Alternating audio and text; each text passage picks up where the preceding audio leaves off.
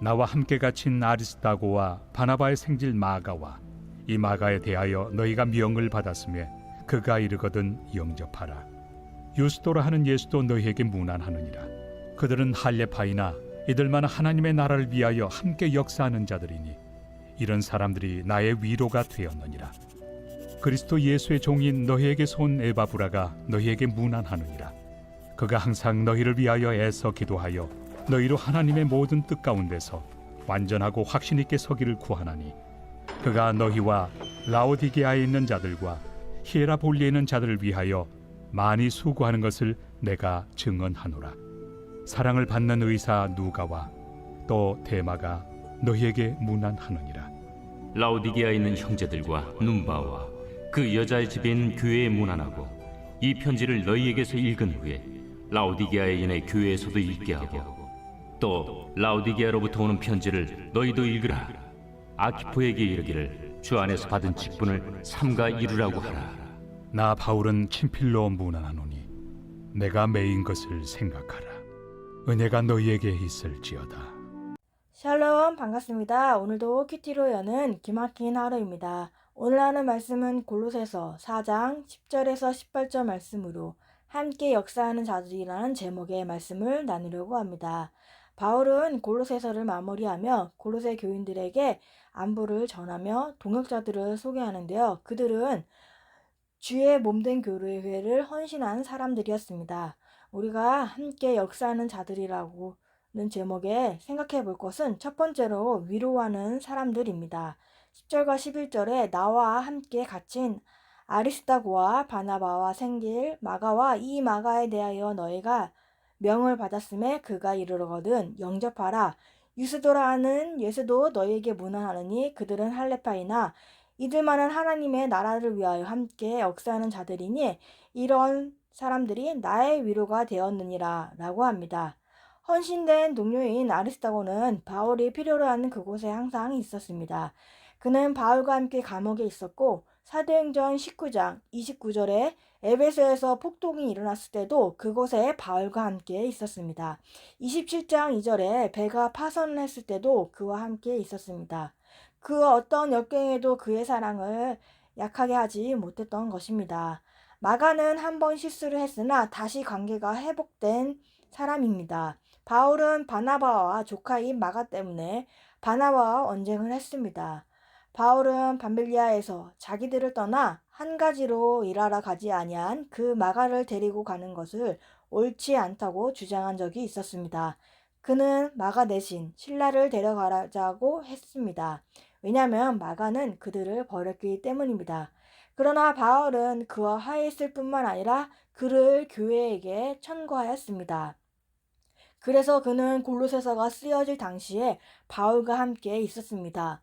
바울은 자기의 생애의 마지막 시점에 마가가 자기에게 유익한 사람이라고 말합니다. 마가는 다시 회복되었고 바울은 골로새 교인들에게 그를 반갑게 영접하기를 원했습니다. 유스도라 하는 것은 예수님을 언급하며 그도 너희에게 문안하느니라 라고 합니다. 예수는 흔히 유대 이름 여호수아의 헬리형이며 유스보는 로마 이름입니다.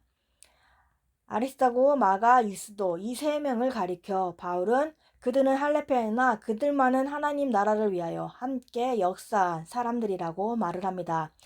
하나님의 일을 할 때는 혼자가 아니라 여럿이 힘과 지혜를 모아 함께 할 때 더 잘 감당할 수 있습니다. 바울에게도 동역자가 있었습니다. 그들의 도움이 바울에게는 큰 위로가 되었습니다. 동역자가 주는 위로가 컸기 때문입니다. 우리는 함께하는 동역자가 있습니까? 교회에 다니면서 소그룹에 참여하지 않고 신앙생활을 하여 주위의 지체가 함께 하지 않고 있지는 않습니까? 목회 데이터 연구소가 최근 발간한 한국교회 트렌드 2024의 책에 따르면은 교회 안에서 외로움을 느낀 적이 있다라는 응답자가 36%로 집계가 되었다고 합니다.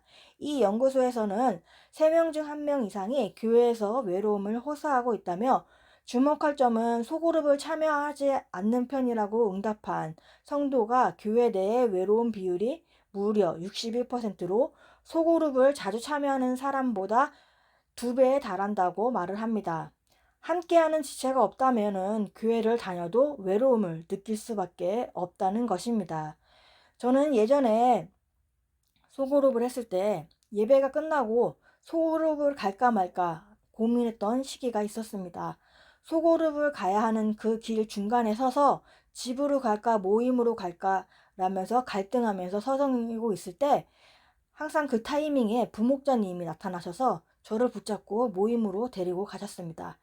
그렇게라도 하여서 저를 모임에 정착하게 하게 하였습니다. 혼자 있지 말고 함께 있으라면서 저에게 동역자가 되어 주셨던 것입니다. 그렇지 않았다면 저는 겉돌면서 방황할 수 있었을 것입니다. 그러나 저에게 손을 내밀어주고 잡아주는 지체로 인해서 교회에서 외로움을 느끼지 못하고 공동체의 위로를 받는 시간들이 오히려 되었습니다. 전도서 4장 12절에 보면 이렇게 말합니다. 한 사람이면 패하겠거니와 두 사람이면 맞설 수 있으니 세 겹줄은 쉽게 끊어지지 아니하니라 라고 합니다. 혼자 싸우면 지지만 두 사람이면 맞설 수 있고 세 겹줄은 끊어지지 않는다고 합니다. 우리를 위해 함께 해주는 지체들과 공동체가 있다는 것을 생각하기 바랍니다. 함께 역사하는 자들이라고 합니다. 함께 해주는 공동체가 있는 것입니다. 함께하는 지체들의 나눔과 교제 속에서 받는 것은 고난 가운데 새로운 힘을 얻게 되는 것입니다. 복음으로 함께하며 같은 고난을 겪는 사람들은 진정한 위로가 되어주는 것입니다. 적용 질문으로는 공동체 지체들과 함께 속해 있습니까? 홀로 교회를 다니면서 홀로 신앙생활은 하고 있지 않습니까? 나에게 가장 큰 위로를 준 사람은 누구인가요? 나와 같은 고난을 겪는 사람에게 위로를 전한 적이 있습니까? 두 번째로는 너희를 위해 기도하는 사람들입니다. 12절에 그리스도 예수의 종인 너희에게서 온 에바브라가 너희에게 문안하니라. 그가 항상 너희를 위하여 애써 기도하여 너희로 하나님의 모든 뜻 가운데서 완전하고 확신 있게 서기를 구하나니 라고 합니다. 바울은 첫 번째 헬라인 동역자인 문안을 하는데 그는 에바브라입니다. 바울은 그를 그리스도의 종이며 너희에게서 온 에바브라라고 말을 합니다. 바울은 이미 에바브라를 골로새 성도들에게 복음을 가르쳐준 신실한 사역자라고 언급한 바 있습니다. 골로새 교회에 보냄을 받아 골로새 교회의 상황을 전하고 바울의 도움을 구하고자 오게 와 있는 그는 이곳에서도 항상 성도를 위해서 기도하기를 힘썼습니다. 에스다는 경기장에서 운동선수가 경쟁하는 모습을 묘사하는 단어로 에바브로가 역동적이고 끈질긴 운동선수같이 성도들을 위해 항상 기도한다는 의미입니다. 그는 성도들이 하나님의 모든 뜻 가운데 완전하고 확신 있게 서기를 기도하였습니다. 이것은 모든 일을 그리스도 안에서 완전한 자로 세우려는 바울의 사역의 목적과 일치하는 기도 제목이었습니다. 이러한 묘사가 기도가 한 번의 이벤트가 아니라 힘을 다 쏟아 장기적으로 노력하는 것을 나타내었습니다. 비록 교회를 멀리 떠나 있었지만 그는 언제나 자신의 사역을 두고 회중을 위해 기도해왔던 것입니다. 에바브라의 기도는 골로새 성도들의 믿음의 성장에 초점을 맞췄습니다. 그는 그들이 영적으로 완전하고 확신 있게 서 있기를 기도했습니다. 하나님의 뜻을 따라 흔들림 없이 온전한 성숙을 얻기를 원했던 것입니다. 김양재 목사님은 바울은 우리가 너희를 위하여 기도할 때라고 합니다. 우리가 기도했다고 하려면 무엇보다 함께 기도할 우리가 있어야 합니다. 우리가 기도해야 할 지체들이 있어야 하는 것입니다. 같은 아픔을 가지고 중보 기도하는 지체가 있어야 합니다. 중보 기도를 했음에도 되었담이 없는 모습을 보면 지치고 힘들기 마련입니다. 그럼에도 우리는 한 영혼을 위한 중보 기도의 끈을 놓지 말아야 합니다. 죽어가는 영혼을 살리는 길은 오직 중보 기도밖에 없다고 이야기를 합니다. 교회는 다수가 모이는 곳이지만 한 영혼이 소중히 여김을 받는 곳입니다. 주님의 신실한 동역자는 한 영혼을 소중히 여긴다는 것을 잊지 말아야 하는 것입니다. 에바브르가 골로새 성도들을 위해서 애쓰면서 기도하였듯이 우리도 한 영혼의 구원을 위해 애쓰며 기도하는 사람들이 되어야 합니다. 믿음이 흔들릴 때마다 우리를 위해 기도해주는 지체들로 인해서 우리가 위로를 받고 다시 힘을 얻기를 바랍니다. 또 지체와 공동체의 기도 제목을 들으면서 서로가 서로를 위해 기도하는 사람들이 되어야 합니다. 주님 안에서 온전한 사람으로서 성장할 수 있게 하기 위해 중보하는 자들이 되기를 바랍니다. 예수님을 믿는 사람은 일상에서도 믿음을 실천하는데요. 우리 주변의 사람들이 어떠한 고난을 겪는지, 어떠한 말씀으로 해석하는지를 살피면서 함께 기도해 나가는 것입니다. 그리고 말씀을 의지하면서 늘 기도의 자리를 지키는 우리들이 되어야 하는 것입니다. 적용 질문으로는 말씀을 의지하며 기도의 자리를 지키고 있습니까? 지체와 공동체를 위해 중보 기도를 하고 있습니까? 세 번째로는 내가 매인 것을 생각하게 합니다. 18절에 나 바울은 친필로 문안하노니 내가 매인 것을 생각하라. 은혜가 너희에게 있을지어다 라고 합니다. 그는 이 말을 내가 갇힌 것을 기억하고 내가 부양한 것을 보내라는 뜻에서 한 말이 아니고 내가 이방인들의 사도로서 매인 것을 기억하고 이것으로 그리스도의 복음을 믿는 우리가 믿음을 굳게 하라는 뜻에서 하는 것입니다. 에베소에서 그러므로 주 안에서 갇힌 내가 너희를 권하라니 부름에 합당하게 행하라 라는 이야기입니다. 바울의 매임은 복음 때문이었습니다. 바울은 복음을 선포하여 죄수의 순분이 되었고 또한 그 길은 그리스도인들이 가야 할 순종의 길이었습니다. 하나님 나라를 위해 함께 일하는 동역자들은 방향을 잃지 말아야 하는 것입니다. 바울의 수감 생활은 위정포 역할을 하였습니다. 큐티인의 해설에서는 바울은 라우디아 형제들과 교회에 인사한 뒤 친필로 내가 매인 것을 생각하라고 기록합니다. 매여 있지 않으면 대마처럼 세상에 흘러가기 때문이라고 해설합니다.